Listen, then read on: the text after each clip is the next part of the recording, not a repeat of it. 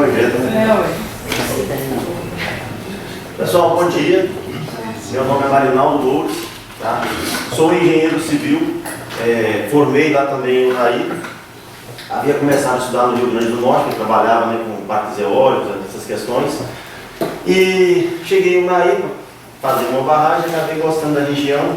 É uma região extremamente produtiva, que vocês vão ver aí, né, essa ligação, né, com a produtividade ao decorrer do meu trabalho. Tá? O meu orientador é o professor André Medeiros, sou orientado pelo Wesley Esdras, ambos de UNAI, do campus de lá. Tá? E o tema da minha apresentação hoje é o sensoramento remoto e o geoprocessamento aplicado a estudos de recursos hídricos. É um tema um pouco diferente dos que já foram do que foi apresentado aqui, então é um tema um pouco mais, eu creio, um pouco mais complexo para vocês.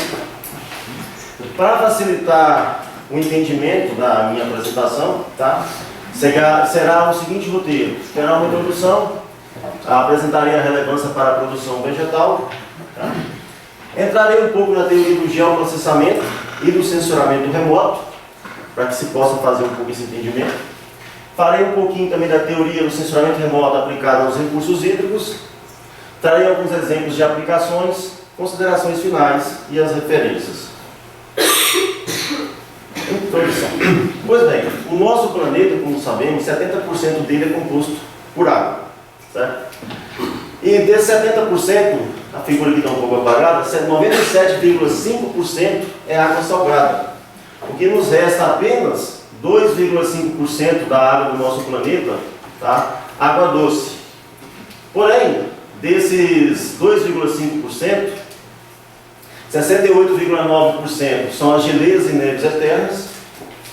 Nós temos aqui 0,5% de umidade de solo e plânctons, 29,9% são as águas subterrâneas, o que nos resta apenas 0,3% são nossas águas superficiais, tá? São rios e lagos, dado esses aqui, né, fornecidos pela FAO.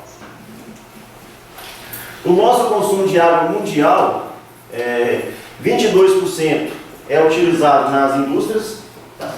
8% para uso doméstico e 70% para a agricultura. Isso nos mostra como que esses recursos hídricos são importantes, né, para a produção da alimentação mundial. O que eu quero chegar é o seguinte: o Brasil hoje ele figura entre os 10 países, tá, mundial aí, com maior área equipada para irrigação, com 6,95 milhões de hectares equipados para irrigação. Tá? Ele está entre o sexto e o sétimo na briga aí. Por que isso é interessante? No nosso município de UNAI, que é a região que eu defendo, né, que é o que objetivou, né, a minha pesquisa, porque é uma área totalmente voltada para a agricultura e muito rica nessa questão produtiva, lá nós temos 67.478 hectares equipados para irrigação, ocupando o 6º lugar do Brasil em áreas equipadas para irrigação. Isso mostra o que o colega apresentou antes, a potência, né, da nossa região para a produção vegetal em geral. Então, em 2017, que é os últimos dados do IBGE, o UNAI ficou em primeiro lugar, brigando sempre com Cristalina, que é na região de Goiás, entre a região do Brasil, né, os municípios com maior produtividade. Então, essa escassez de água, né, no nosso país aqui, porque nós temos uma sazonalidade temporal, né, uma sazonalidade de água muito grande. E, por exemplo, na nossa região lá vai de outubro a abril, esse período chuvoso, e ainda com presenças de veranicos nesse período chuvoso. Então, isso nos torna que, isso nos mostra que a irrigação na nossa região em si, como em algumas outras regiões do país, né, que depende da irrigação, mostra o quanto que esses recursos hídricos é importante para a agricultura de uma forma geral e nos mostra a importância, né, de ter uma melhor gestão desses recursos hídricos, tá? Um planejamento, um uso adequado e sustentável desses recursos hídricos. O que eu quero chegar? Falando tudo isso, tá? De acordo com essa lei também 9.433 de 97, a famosa, né, Lei das Águas, Um dos seus fundamentos ela coloca, né, resumindo aqui, que a água é um bem de domínio público, tá? Pertence a todos nós, tá? E ela também é um recurso natural limitado, né? Exemplo, e ela deixa bem claro nos seus fundamentos que na escassez de água, tá? O uso, a prioridade é o consumo humano e a dessedentação de animais, portanto, deixando a agricultura irrigada de lado. Isso nos mostra a importância de ter o quê? Um bom manejo desses recursos hídricos. Então, onde entra agora o geoprocessamento, que vocês vão ver mais à frente, que nada mais é do que um conjunto de geotecnologias, dentre a qual nós vamos trabalhar com sensoramento remoto, que é uma dessas geotecnologias acopladas ao geoprocessamento, que permite o quê? A importância de mapear. Ele consegue mapear de forma mais eficaz, né, todas essas questões dos recursos hídricos. Exemplo, é uma bacia hidrográfica onde tem uma área que tem de difícil acesso, correto? Para ir até esse ponto, para fazer um trabalho, né, em loco, se torna muito oneroso. Portanto, com o sensoramento remoto através do geoprocessamento, te permite mapear esses recursos hídricos de forma mais eficiente, com uma periodicidade maior, né, através de imagens de satélites. Também permite um melhor monitoramento, pode fazer um monitoramento temporal, né? Igual, por exemplo, nós temos visto aí, falar muito aí ultimamente, sensoramento remoto, né? Bem interessante para quem está querendo, né, ir para a área. A questão lá do desmatamento na Amazônia, aquela questão temporal, onde você usa uma imagem, né, anterior com uma imagem posterior e você consegue fazer esse link para saber qual que é a área, né, desmatada. Então permite monitorar esses recursos hídricos, avaliar essas questões das áreas de preservação permanente. Você consegue observar melhor as questões, né, das nascentes, a questão da erosão. Então, assim, permite fazer um monitoramento mais prático e mais rápido e menos oneroso. Também permite uma melhor gestão. Lembrando que essa gestão aqui, né, ela também tem que ser em função também das leis vigentes, né? Então, permite fazer uma melhor gestão, porque se você faz um bom mapeamento, um bom monitoramento, a gestão se torna uma coisa bem mais prática, mais fácil. E permite fazer um planejamento mais eficaz. Se você tem todas as informações mais precisas, mais rápidas, em um tempo, né, mais ágil, você consegue ter um planejamento melhor desses recursos hídricos. E juntando tudo isso, o principal, a tomada de decisão, seja tanto pelo produtor quanto pelos órgãos, né, pelo poder público. É o que eu muito falo, não adianta você fazer, né, um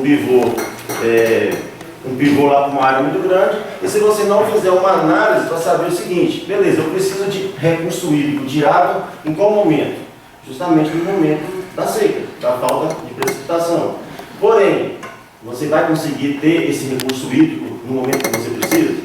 Então, é uma questão de ser analisada. E o sensoramento remoto, ele permite fazer modelos hidrológicos, né, preditivos, para você avaliar esse cenário mais à frente, para que você possa ter uma tomada de decisão de forma mais eficiente. Então, a importância do geoprocessamento, com todas essas opções, o que ele vai te permitir? Um dos fundamentos da lei das águas, o uso múltiplo dessas águas, que é o quê? Usar tanto para irrigação, utilizar para recreação, para consumo humano, para dessedentação de animais. Portanto, é uma ferramenta extremamente importante que visa, né, colaborar com os métodos que sejam os convencionais. Então, para facilitar esse entendimento, né, até chegar na parte dessa disciplina aplicada, né, aos recursos hídricos, precisamos entender um pouquinho desses conceitos, né? O que é o geoprocessamento? Essa figura aqui coloca de forma bem clara, que o geoprocessamento nada mais é do que um conjunto de geotecnologias, né, com a capacidade para fazer cálculo, para adquirir informações, para mapear. Então, dentro dessas geotecnologias, nós temos aqui, ó, a topografia, que talvez é mais conhecido por muitos aí, nós temos a fotogrametria, o banco de dados, o sensoramento remoto, né, que é o que nós vamos abordar mais à frente, que é uma das principais geotecnologias que será abordado, né, nessa apresentação. Então, nada mais é que, olha, que um conjunto de geotecnologias para coleta, processamento, análise de dados. Então, isso é o geoprocessamento. Aí uma coisa interessante é que muitas das vezes, né, o geoprocessamento está mais presente no nosso dia a dia do que nós possamos imaginar. Então o geoprocessamento nada mais é do que um processamento de dados geográficos, né? Esse aqui é um exemplo simples, olha. Ao colocar as variáveis de Unaí a Diamantina, há um banco de dados, isso aqui é do Google Maps, tá? O que ele faz? Ele faz para mim esse cruzamento dessas variáveis tipo assim, que você solicita. O que ele faz? Ele te coloca de forma, né, espacial a distância de Unaí a Diamantina, coloca qual que é a melhor opção, coloca qual que é o tempo gasto. Isso é um geoprocessamento, é um processamento de dados geoespacial. Então não é só pegar a imagem de satélite, como temos visto aí ultimamente na mídia, processar a questão do desmatamento, né? Qual que é o índice, né? Aquela questão do DETER, né? Então, assim, está mais presente. Um outro exemplo simples, quando você entra em um aplicativo qualquer e coloca lá restaurantes de comida japonesa no raio de 10 km, nada mais é que você está pegando um banco de dados com informações espacial, geográficas, e você está colocando as variáveis para que ele faça esse cruzamento de dados, faça esse processamento de dados e te forneça, olha, quantos metros tem um restaurante. Esse restaurante já tem as coordenadas, né, geográficas da localidade dele e você consegue ter acesso, né, de forma bem eficiente. Aqui um outro exemplo simples, ó, ao colocar de bicicleta, ele me forneceu uma outra rota, 30 horas. O meu orientador que gosta, né, de andar de bicicleta, aqui é interessante para ele.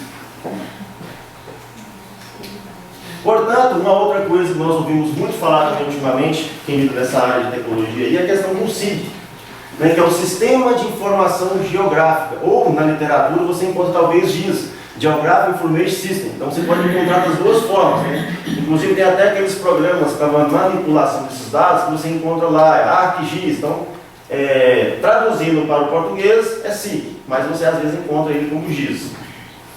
Então nada mais é do que um sistema constituído por um conjunto de programas computacionais, tá? Onde integra dados, equipamentos e pessoas. Olha como que é interessante.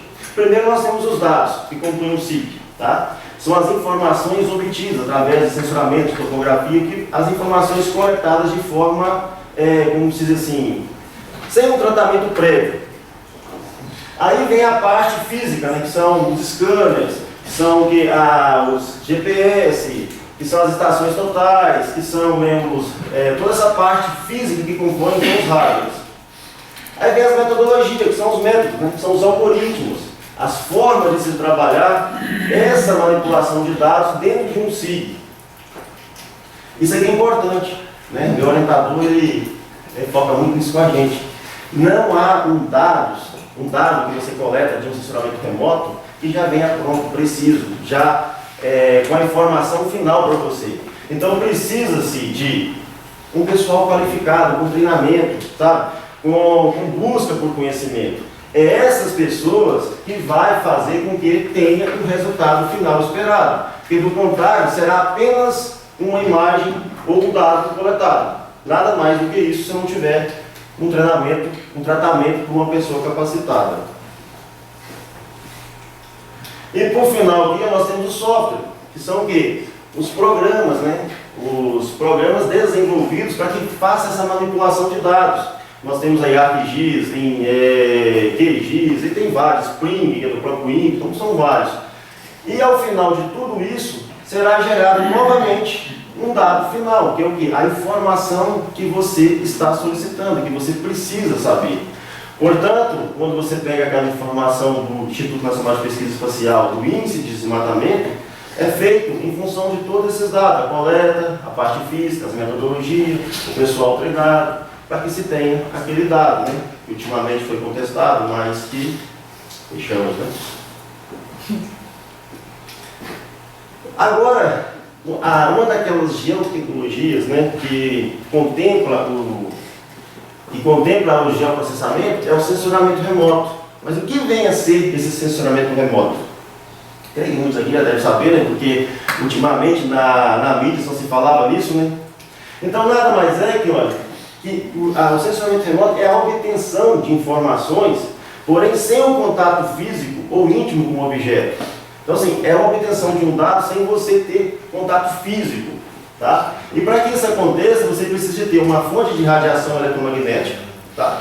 É preciso ter um alvo, no qual você queira estudar, e o sensor, né? Que são o equipamento que vai captar, né, essa radiação refletida por esse alvo. Então, de uma forma bem mais tranquila, essa figura aqui consegue, né, dar uma dimensão assim bem sucinta, porque cada item desse aqui, se for aprofundar, é 50 minutos só cada tópico desses aqui. Então, de uma forma bem sucinta, o sensoramento remoto nada mais do que isso.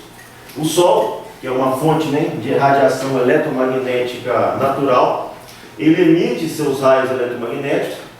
Cada superfície, né, cada objeto, de acordo com a sua superfície, irá ter uma reflectância diferente, porque dependendo do material ele consegue absorver mais, né, essa incidência de radiação ou refletir. E o sensor, nesse caso aqui, ó, acoplado, né, a um sistema orbital, que é um satélite, capta essas imagens e depois envia para uma base, né, de recepção, onde terá o pessoal lá capacitado, que vai fazer essa coleta, vai fazer o tratamento. Então nada mais é do que o sensoramento remoto é isso. A obtenção da informação, né, dessa superfície radiada por uma radiação eletromagnética. Então nós temos a radiação eletromagnética natural, que são fornecidas pelo Sol, tá? Sabendo aí que a Terra também emite radiação, como qualquer corpo, né, acima de 0 Kelvin, que é menos 273 graus Celsius, tá? E temos também as fontes artificiais. As fontes artificiais são muito utilizadas, por exemplo, em radiometria de solos, onde você tem um quarto escuro, tem uma lâmpada halogênica lá de 650 watts, que ela faz essa função da radiação eletromagnética que possa captar, né, e analisar no solo. Portanto, assim, de forma bem sucinta, né, o que é essa radiação eletromagnética, né, fornecida pelo Sol? Nada mais é do que isso aqui, pessoal. Olha, são um conjunto, um pacote de energia, que chama os fótons, que ele se propaga no vácuo do espaço na velocidade da luz, a 300 mil quilômetros por segundo. Portanto, tem essa figurinha aqui, ele oscila tanto nos dois vetores, tanto no elétrico quanto no magnético, tá? E esse comprimento de onda é entre um pico e outro pico. Aí mais à frente vocês vão entender o que eu estou querendo dizer com isso. Então aqui, para entender o sensoramento remoto, é preciso entender essa questão aqui, do espectro eletromagnético, que nada mais é do que a divisão, né, da radiação eletromagnética em função da frequência, tá, e do comprimento de onda. Então o que é essa frequência aqui? Essa frequência nada mais é do que a quantidade, né, que você mede entre uma crista e outra que passa em um determinado ponto por uma determinada unidade de tempo. Então, quanto mais rápido é essa frequência, menor será esse comprimento de onda. Portanto, aqui, olha, a questão espectral aqui no raio-x, aqui, no raio gama, você pode ver que ele é bem maior a frequência e menor o comprimento de onda. Os raios-x aqui vai melhorando, vai diminuindo, até que chegue nessa parte aqui, das ondas de rádio. Vocês podem ver que a frequência é menor, porém o comprimento de onda acaba se tornando maior. O que isso tem a ver com o nosso sensoramento remoto? Isso tem a ver com o nosso sensoramento remoto porque os sensores, eles são calibrados, tá, para trabalhar em determinadas frequências desse espectro eletromagnético. Grande parte deles trabalham nessa luz visível quanto nesse infravermelho próximo, mas tem sensores com capacidades maiores, tá? Essa luz visível aqui, quando vocês estão vendo essa variação aqui de roxo até o vermelho, é exatamente o que nossos olhos, que nada mais é do que também é um sensor, que consegue captar, é a luz visível. Então, nossos olhos só conseguem captar aqui, de 400 nanômetros até 700. Então, isso é para vocês entenderem que os sensores trabalham nessa divisão de bandas aqui, do espectro. Olha que interessante. O que nossos olhos conseguem captar, como por exemplo, estou vendo um colega ali de vermelho, nada mais é do que essa radiação eletromagnética refletindo na camisa dele e o que o meu sensor está conseguindo captar naquela vibração de onda eletromagnética. Então aquela radiação eletromagnética está aqui, no comprimento de onda de tamanho 700, que é o que? O vermelho. Então nada mais do que isso. O que vocês podem observar, por exemplo, a incidência de radiação eletromagnética é maior quando? Por volta de meio-dia, 2 horas. Você pode ver que o brilho é mais intenso. né? Porque a radiação eletromagnética ela está mais próxima. Então, isso aqui que faz com que nossos olhos consigam trabalhar e enxergar as cores. Ao passo que você pega uma pessoa daltônica, o sensor dela não consegue ter essa diferenciação de captação de ondas eletromagnéticas. Então, por isso que ele vê de forma diferente. Então, para entender um pouco dos sensores, tá? Eles são sistemas fotográficos, tá? Ou ópticos eletrônicos, que são capazes de detectar, registrar sob forma de imagens ou não, tá? Esse fluxo de energia radiante emitido pelo objeto que está sendo estudado.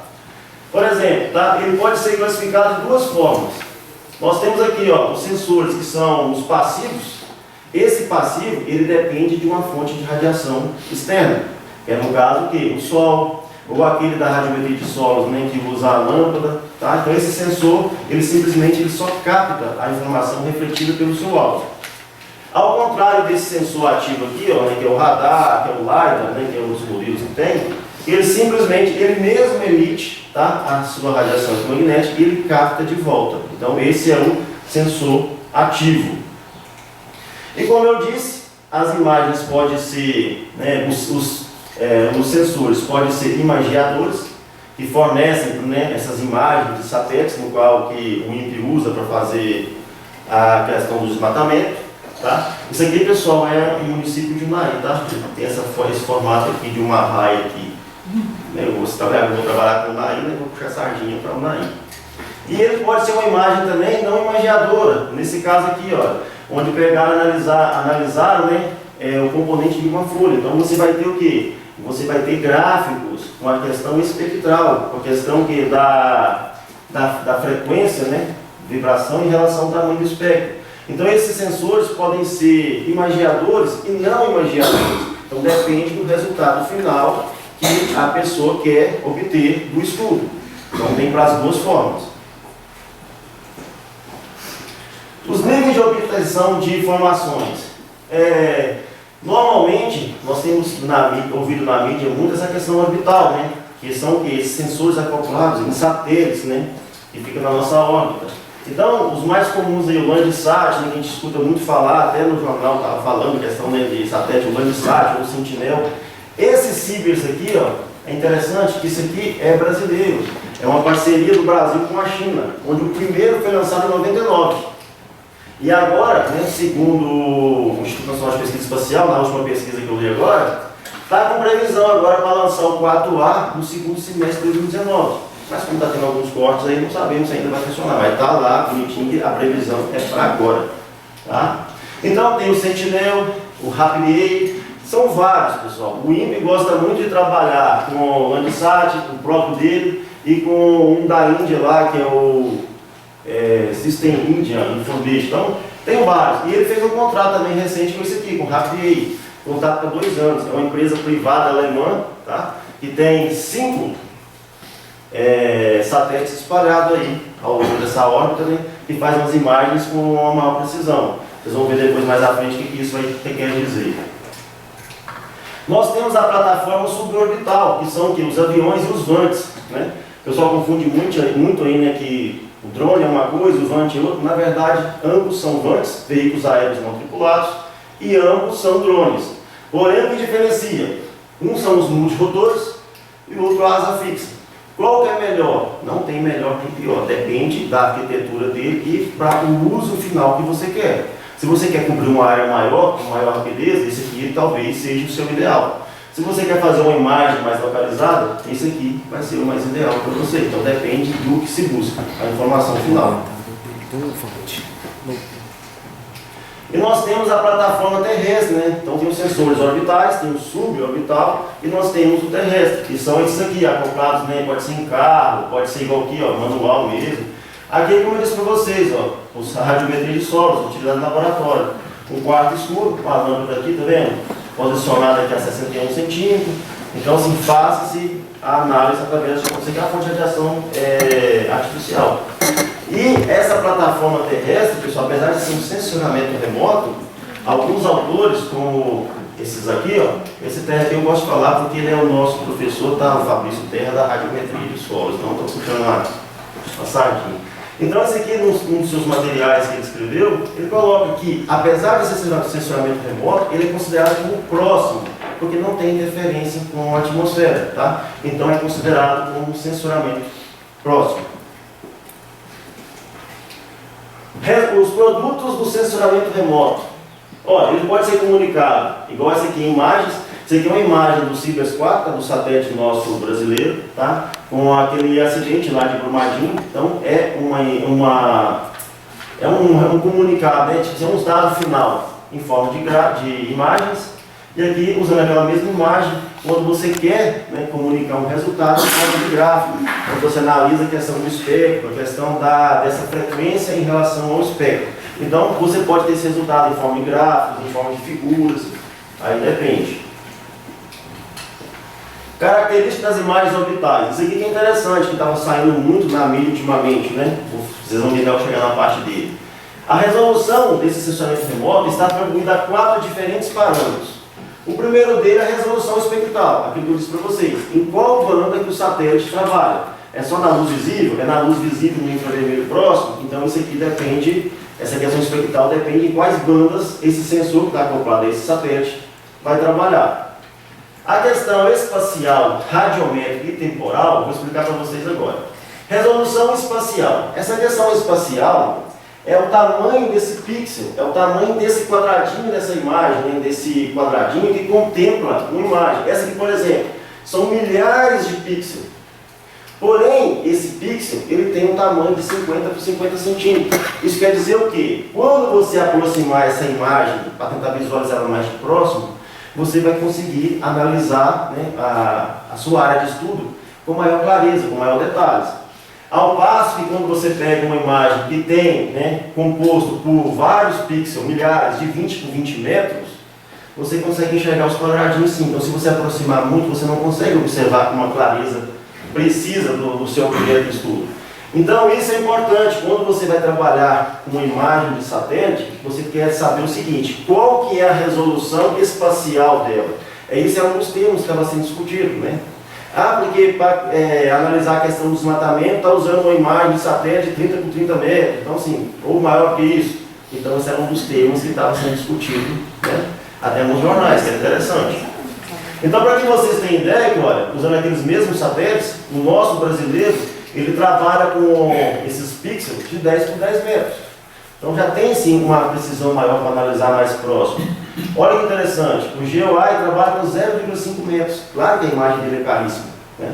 Então vai depender. Esse Landsat aqui você consegue trabalhar, vai conseguir a imagem dele aí de graça, mas os outros aqui pagam. Então isso aqui é uma das características deles. A outra característica é essa radiação radiométrica, né, que também deve ser avaliada ao você adquirir uma imagem para trabalho.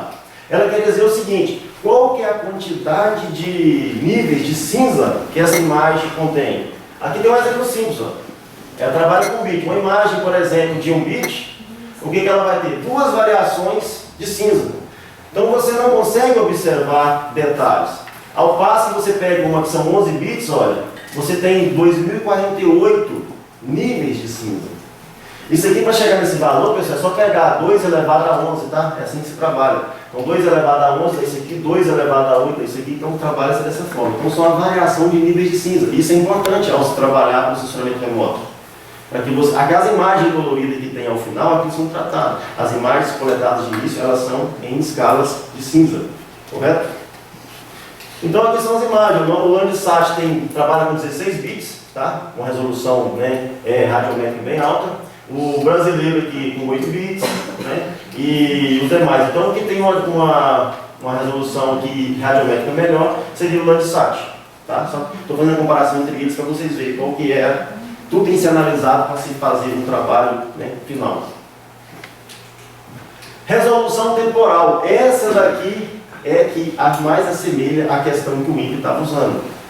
Exemplo, qual que é a resolução temporal? Nada mais é que qual que é o tempo que ele gastou para fazer a revisita no mesmo ponto? Exemplo, fez o imaginamento nessa sala. Qual que é o tempo que ele levou para passar de novo esse mesmo ponto? Tá? Isso é usado, por exemplo, igual conforme essa figura aqui, olha. Aqui é uma imagem de Brumadinho, feita pelo satélite Cibers, né, que é o brasileiro. Uma imagem há 26 dias antes do acidente bonito, perfeito, e depois numa próxima, aí você consegue fazer a comparação. Isso é a resolução temporal. Qual que é o tempo que esse satélite faz a mesma imagem? Então, para você fazer um trabalho temporal, você vai pegar imagens, né, de tempos diferentes, para que você faça a comparação. Exemplo, o Landsat, por exemplo, tem imagem desde 75, 79. Então você consegue fazer uma questão temporal, a evolução do desmatamento, por exemplo, ou a questão, por exemplo, que é analisar alguma área específica, você consegue fazer esse trabalho temporal. Então nada mais do que isso. O Landsat leva 16 dias para fazer essa revisita, para você obter a mesma informação. Aqui o Sentinel 5 dias, e o GeoEye, que eu te falei que era mais claro, leva 3 dias, de 3 em 3 dias, é porque na verdade ele não trabalha só com satélite, são um conjunto de satélites menores, por isso que ele consegue fazer um imaginamento de 3 em 3 dias, isso também depende da posição dele na órbita, tá? Então é por isso. Então, por isso que às vezes na agricultura de precisão, devido a esse fato dessa demora dessa imagem, o produtor prefere usar às vezes, né, como uso antes, que ele consegue fazer uma imagem na hora que ele precisa, no tempo que ele deseja. Até porque se a área que você for analisar também, se tiver com posicionamento de muita nuvem no dia, também te atrapalha também fazer essa análise. Então tem todas essas questões a ser avaliadas pela questão espacial. Estudos de recursos hídricos. Aí beleza, já que agora eu já consegui explicar para vocês um pouquinho, né, o que é o geoprocessamento, o que é o sensoramento remoto, essa questão toda aí de sensores, agora vamos começar a aplicar isso aqui na parte hídrica. Pessoal, de acordo com o que eu pesquisei, é fato, viu? Aplicar o sensoramento remoto na parte hídrica é a mais complexa que se existe. Para analisar índices de vegetação, essa questão de análise de solos, é muito mais tranquilo. Agora, e principalmente se for para águas internas, é muito mais complexo. Portanto, eu vou falar de forma mais superficial, porque se for adentrar em cada um desses aqui, é termo para cada um deles questão de 2, 3, 4 aulas, correto?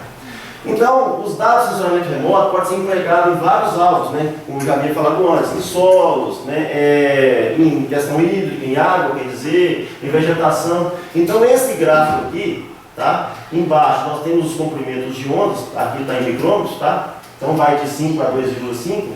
O que isso quer mostrar? Olha, esse primeiro aqui, olha, que nós temos aqui, que é o solo, observe que a reflectância dele maior, que olha, é a partir já, depois da luz visível, que ele começa a ter uma ascendência. Aí você pega a questão da água, que olha, ela só vai ter uma maior reflectância para estudo justamente na luz visível, que é de 0,5 a 0,7, de 400 a 700 nanômetros. É onde nossos olhos conseguem ver. Então isso quer mostrar para vocês que cada alvo tem uma variação espectral diferente. Olha a questão aqui da vegetação sadia, que foi usado nesse exemplo. Olha, depois da luz visível, né, no infravermelho próximo aqui, olha, é onde ela tem a sua maior reflectância. Então, para vocês verem que, então depende muito do pessoal treinado para que se faça essa avaliação. A mesma imagem que você pode obter para avaliar tanto um solo, quanto uma vegetação, quanto a água, cada superfície dessa vai ter uma reflectância diferente. Entendido? Então, esse estudo do recurso hídrico, olha, o sensoramento remoto, então, ele surge como uma ferramenta importante, tá? Para fazer o quê? O monitoramento desses recursos hídricos, com potencial ampliação dessas áreas, igual eu disse para vocês, uma bacia hidrográfica, que às vezes é muito imensa. Para você fazer uma análise em loco, você vai demandar o quê? Muito mais tempo, muito mais recurso, né? Depois trazer toda uma questão de logística, ao passo que através das imagens de satélite você consegue com mais facilidade fazer esse monitoramento dessas áreas. Você consegue, através daquela resolução temporal que eu disse a você consegue fazer esse manejo. Exemplo, eu tinha, por exemplo, lá as áreas de preservação permanente. Como que está essas áreas? Está tendo, está desmatando essas áreas? Está tendo uma proteção maior? Está sendo fazendo plano de recuperação dessas áreas? Então você consegue analisar tudo com essa ferramenta. Além, como eu disse, ainda você consegue fazer, né, modelos hidrológicos preditivos, para saber qual é o cenário daqui, por exemplo, 10 anos. Então tudo isso você consegue fazer com a ferramenta. Aqui um exemplo simples aqui, olha, né, a questão de sólidos em suspensão. Então, assim, a questão antrópica, né? Então você consegue analisar aqui, ó, fazer um estudo, né, através do sensoramento remoto, essa questão de solo e suspensão. A questão aí, ó, do fitoplâncton, a questão das algas, né? Você consegue estudar também a questão da matéria orgânica.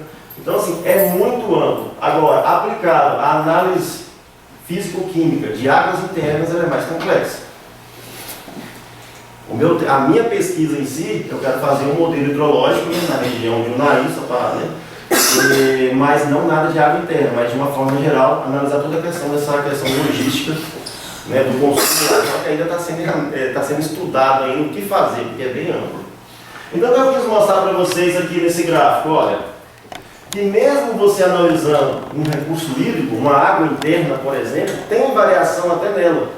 Aqui, por exemplo, aqui, ó, total de solo suspenso, né? Como tem muita presença de areia, de argila, né? A argila vai ter uma reflectância maior. Justamente aqui, ó, ela vai trabalhar na parte aqui, ó, da luz visível, até 700, onde tem a maior incidência aqui, ó, a maior radiação. Maior reflectância, desculpa. Então vocês podem ver que, olha, o sólido suspenso, ele tem uma reflectância maior do que a parte que contém algas. Ao passo que a matéria orgânica, olha, ela absorve mais essa radiação eletromagnética, ela reflete menos. Então, por mais que você vá analisar o composto da água em si, ela tem um comportamento. Por isso que exige um pouco mais de análise. Aplicações. O campo de aplicação dos recursos hídricos, ele é bem amplo, tá? Avaliação do impacto antrópico em corpos d'água, né? Então você pode analisar essa questão de desmatamento, de áreas de preservação permanente, essa questão, né, do assoreamento, né, dos cursos d'água, dos corpos d'água, em função, né, da atividade humana. Então permite, tá, fazer vários estudos nessa questão de impactos. Tá? Um outro campo, monitoramento de desastres ambientais. Eu coloquei isso aqui, é interessante, que, por exemplo, naquela último acidente que teve lá em Mariana, né? Então, foi utilizado as imagens de satélite para fazer essa questão do impacto ambiental. Essa análise lá, por exemplo, afetou diretamente a parte agrícola da região. Então, assim, não podia fazer mais plantios de hortaliças, ou a irrigação em si, até mesmo para consumo, então afeta diretamente o recurso hídrico, que é diretamente ligado ao quê? À produção. Classificação e a caracterização óptica de ambientes aquáticos. Aquilo que eu disse para vocês, permite analisar até a parte físico-química das águas. É uma parte que ainda está em constante evolução. Tem vários órgãos internacionais desenvolvendo algoritmos, né, específicos para facilitar essa questão dessa análise. Tá? Então é uma área ainda mais nova, uma área que exige ainda um pouco mais de estudo. A evapotranspiração de bacias hidrográficas, né? Então permite também, através do sensoramento remoto, você saber qual que é a evapotranspiração de uma bacia hidrográfica, você fazer o quê? Entender esse balanço hídrico daquela bacia. Então permite, através do sensoramento remoto, você fazer esse comparativo, para que você possa já usar essa informação, essa evapotranspiração de referência, até mesmo para você calcular a evapotranspiração talvez de alguma cultura, né? Tem exemplos mais à frente aqui. Aqui eu trouxe algumas aplicações, tá? Alguns exemplos aqui de aplicações, para poder reforçar o que eu estou dizendo para vocês. Tá? Então aqui, ó, esse material aqui foi publicado, né, foi pela Luciane Martins, com os colegas dela, publicado na revista Sociedade e Natureza, que foi em 2009. Onde eles colocaram o sensoramento remoto como instrumento de controle e proteção ambiental, análise da cobertura vegetal remanescente na bacia do Araguaia. Então essa aqui, ó, essa área de estudo deles, pega um pouco de Goiás com Mato Grosso e um pouco de Mato Grosso do Sul. Qual que era o objetivo deles? Avaliar e usar a imagem do satélite brasileiro, tá? Aqui no CIBERS 2, que agora está no 4, né? Previsão 4. Qual que era o passivo ambiental? Qual que era a questão dessa degradação ambiental dessa bacia? Então ela fez uma análise para comparar, para ver se essa questão dos órgãos ambientais estava realmente, né, fazendo esse monitoramento de forma eficaz, ou se simplesmente, né, estava acontecendo, né, esses passivos ambientais e nada estava acontecendo. Então eles fizeram isso. E qual foi a conclusão que eles tiveram de toda essa análise? Eles tiveram a conclusão seguinte, que lá realmente, nessa área, igual foi como você permite analisar uma área maior, eles viram que realmente a área de preservação permanente, ela estava sofrendo desmatamento. Tá? E era bem crescente comparado com outros anos. E ela disse ainda, pontua, né, no artigo deles, que numa eventual, né, questão jurídica, essas imagens de satélite também podem ser usadas, tá, como um dispositivo aí, para que se possa fazer aí, né, prova, né, numa briga judicial, numa infringência do dispositivo legal. Então é o seguinte, eles fizeram uma análise usando, fizeram várias imagens de satélite, pegam no ano de 2006, pegaram de 4 meses diferentes e fizeram esse quantitativo dessa área, analisando a questão da preservação permanente, analisando a questão das nascentes, a questão, né, da erosão causada pelo impacto, né, dos produtores rurais em si. Um outro exemplo que eu trago para vocês é esse aqui, do Evaldo e os colaboradores também, junto com ele, publicado na revista Séries, tá? Onde ele colocou a evapotranspiração real diária em subbacias do Paracatu, utilizando o produto Sensor MODIS. Esse sensor aqui, ele é acoplado ao satélite Terra, tá? Então, o que ele fez? Ele analisou também essa questão aqui, esse trabalho aqui, é interessante que ele foi feito lá em Unai, tá? Na Fazenda Decisão, né? Que é na nossa região, no nosso município, uma fazenda bem forte, tem requisitada aí com bastante produtividade no setor de grãos. Então eles analisaram. O objetivo deles era estimar qual que era a evapotranspiração diária nessas bacias aqui, ó, do Ribeirão, entre Ribeiros e Rio Preto. A evapotranspiração, creio que vocês são da área da agronomia, grande parte sabem, né? Que é essa perda de água pelo solo e pelo sistema foliar das plantas. Então o que eles fizeram? Queriam saber qual que era essa evapotranspiração diária. E o interessante é que eles pegaram, né, a evapotranspiração aí de referência da cultura do feijão, né, da região, para fazer esse comparativo. Lembrando que a evapotranspiração, por exemplo, de um cultivar depende do cacete da cultura, dessa parte, né, fenológica dele lá. Então eles fizeram um comparativo, tá? E eles conseguiram a conclusão que essa evapotranspiração real diária, essas subbacias, foram compatíveis com os já citados em outras literaturas. Então, quer dizer, mostrando tipo assim, a capacidade e a precisão do sensor, tá? Utilizado para esse tipo de situação. E o algoritmo que ele usou foi um dos algoritmos chamados Sebal, né, que é próprio para você calcular essa questão de evapotranspiração.